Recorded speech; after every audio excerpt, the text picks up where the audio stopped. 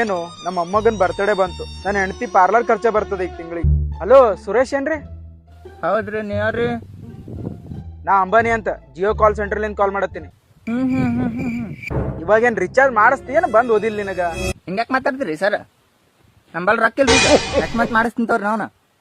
ಅಲ್ಲೋ ಸುಳಿ ಮಕ್ಕಳ್ರೆ, ನಿಮಗ ಪುಕ್ಷಟ ಸಿಮ್ ಕೊಟ್ಟಿನಿ, 5G ಅನ್ಲಿಮಿಟೆಡ್ ಡಾಟಾ ಕೊಟ್ಟಿನಿ. ಅವ್ರಂಗ ಇವ್ರಂಗ ರಿಚಾರ್ಜ್ ಮಾಡ್ಸಿಲ್ಲ ಅಂದ್ರು ಅನ್ಲಿಮಿಟೆಡ್ ನಿಮಗ ಕಾಲ್ ಮಾಡಕ ಟಾಕ್ ಟೈಮ್ ಕೊಟ್ಟಿನಿ.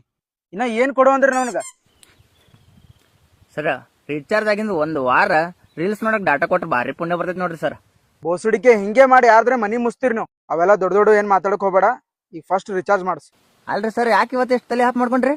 ಮತ್ತೇನು ನಮ್ಮ ಅಮ್ಮಗನ್ ಬರ್ತಡೇ ಬಂತು. ನನ್ನ ಹೆಂಡತಿ ಪಾರ್ಲರ್ ಖರ್ಚ ಬರ್ತದೆ ಈಗ ತಿಂಗಳಿಗೆ. ನಮ್ದು ಸಂಸಾರ ಖರ್ಚ ಇರ್ತದ, ಸ್ವಲ್ಪ ತಿಳ್ಕೊ. ನಿನ್ ನಾವ್ನ ಪಾಲ್ತು ಸೊಳೆ ಮಗನೇ, ನಿನ್ ಮೊಮ್ಮಗನ್ ಬರ್ಡೇ ಹೆಂಡತಿ ಖರ್ಚು ರೊಕ್ಕಿಲ್ಲಾರ್ಕ್ ಮಾಡಕತ್ತೆ. ನಾ ಇಲ್ಲಿ ಆರಾಮ್ಡಿಗೆ ರೊಕ್ಕಿಲ್ಲಾರ್ಕ ನೀನ್ ನಾವ್ ತಂಬಾಕ್ ತಗೊಳಕತ್ತೀನಿ. ಇಡು ನೀನ್ ನಾವ್ನ ರಿಚಾರ್ಜ್ ಮಾಡ್ದಾಗಲ್ಲ ಏನ್ ಮಾಡ್ಕೋತ ಮಾಡ್ಕೋಗ್ ಸೊಳೆ ಮಗನೇ.